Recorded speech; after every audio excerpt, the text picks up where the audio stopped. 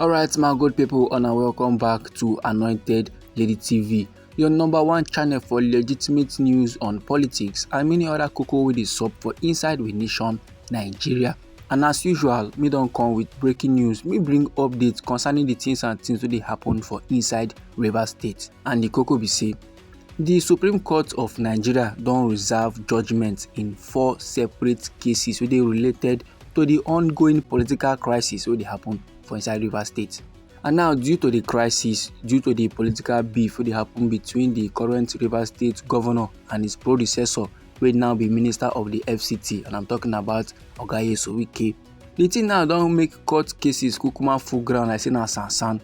Cases dey come from the loyalist of Sir Wike, while some dey come from the loyalist of Sir Siminalayi Fubara. These men now just dey oppose each other for inside court. Currently, the cases wey dey for inside the apex court, that is Supreme Court, is being heard by a 5-man panel of justices, and this panel of justices is led by Justice Musa Owani Abba Aji. And all of the cases wey dey before the panel na battle for control of the Rivers State political machinery wey don dey linger. And these 4 appeals dem, so these cases so, na the Rivers State House of Assembly and others wey dey against various respondents na carry am come court. And that various respondents dey include the Rivers State government, the Rivers State governor, the Rivers State Independent Electoral Commission, and the Accountant General of Rivers State. And no be lie, my good people, you know say as the political crisis for inside Rivers State still dey continue, no be only Supreme Court na they don carry matter go drop. No, they don carry matter now, they don carry case go drop for the Federal High Court dey for inside Abuja. They don still carry matter go the Court of Appeal wey still dey for inside Abuja. And some time ago, the Federal High Court dey for inside Abuja been drop judgments, and that their judgment dey prohibit the release of monthly funds to Rivers State from the federal account, and they even stop the Independent National Electoral Commission wey be INEC from releasing voter registers to the state government so that they go fit conduct their local government elections. Meanwhile, the Court of Appeal wey dey for inside Abuja, they bin don overturn some of the judgments wey the Federal High Court been drop. And for inside the ruling of the Court of Appeal, they talk about the grave injustice in the findings and decisions of the Federal High Court. For instance, the ruling of Justice Joyce Adomalik wey dey order the stoppage of federal allocations to Rivers State until the governor presents the budget before the Martin Amaewhule-led House of Assembly members. It was overturned by the Court of Appeal. And the Court of Appeal constantly overturned the judgment of Justice Peter Lifu. And Justice Peter judgment be the rule against the conduct of the October 1st, 2024 local government council election for inside Rivers State. And he rule against am sake of say the due process of the Rivers State laws on local government elections was not followed. But last, the Court of Appeal overturned the judgment. As I'm talking to you right now, my good people, the political crisis wey dey happen for inside Rivers State, it don escalate reach the level wey be say men wey sabi wey be experts, they don dey yarn say they no sure say this crisis go end anytime soon. Now, the men wey dey against the Rivers State governor Sir Siminalayi Fubara, men wey dey loyal to Wike, they don dey look forward to when the tenure of Sir Sim Fubara go expire. They don dey look forward to the time wey they go do another governorship election, make they for use ways and means take comot am as governor. Meanwhile, Sir Sim Fubara, governor of Rivers State, him too get supporters, and him supporters now dey fight for him to remain in office, for him to be re-elected even after this tenure don expire. Now, based on say all is not well in the Rivers State government, the House of Assembly for inside Rivers State now don divide into 2. One faction of the assembly is being led by Okojumbo, and that faction dey support Sir Sim Fubara, while the other side wey get majority dey support Oga Wike and is being led by the countryman wey dey go by the name Martin Amaewhule.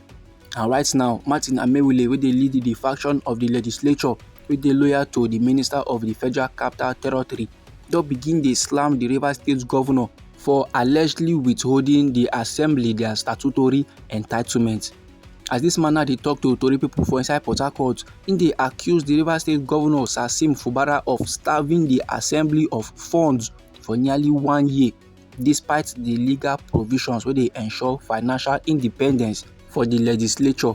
e now come dey declare say the judgment of the Supreme Court on Monday don validate all the 27 lawmakers wey dey loyal to Sir Wike as legitimate members of the assembly. Then Oga Martin Amaewhule come dey draw ear dey give the Rivers State governors make e no try am say im disobey the ruling of the Supreme Court. Meanwhile, him wey be Martin Amaewhule, im dey express satisfaction. Im like the decision of the Supreme Court no be small. The thing sweet am for belle. On top of the matter, im come dey yarn say the Supreme Court has spoken and the people of Rivers State now, they are very much excited. Na joy na just full their belle. The judgment wey the Supreme Court drop e favour them no be small. Im say the end of the rascality is very much near. The end of the things and things wey dey go on for inside Rivers State, e don dey near. So im come dey thank stakeholders including Sir Wike for their continued support during the political battle. Then im come dey point finger of accuse dey give the Rivers State governor. Im say Sir Fubara don too disregard multiple court rulings. That is, im don too disobey the judgments of court. Any judgment now wey no sweet am for belle, im go disobey am, im go disregard that ruling or that judgment. But now wey Supreme Court now don drop order wey no sweet am for belle again, all eyes just dey on the Rivers State governor. Men just dey observe am whether im go respect the court and do the calms, or im go disrespect, im go disobey the verdict of the court as usual. Oga Martin Amaewhule come still make one announcement during the press briefing. Im say the assembly now don declare 3 seats vacant based on say the men were not present. Im say one of the former members don bear RIP while another one don abandon his duties. So im come dey call on the Independent National Electoral Commission wey be INEC make dem come conduct fresh elections to fill the vacant position based on say legislature must continue to function effectively. Dem no wan let the vacant seat now come dey put asunder of the legislature or of the business of the House of Assembly.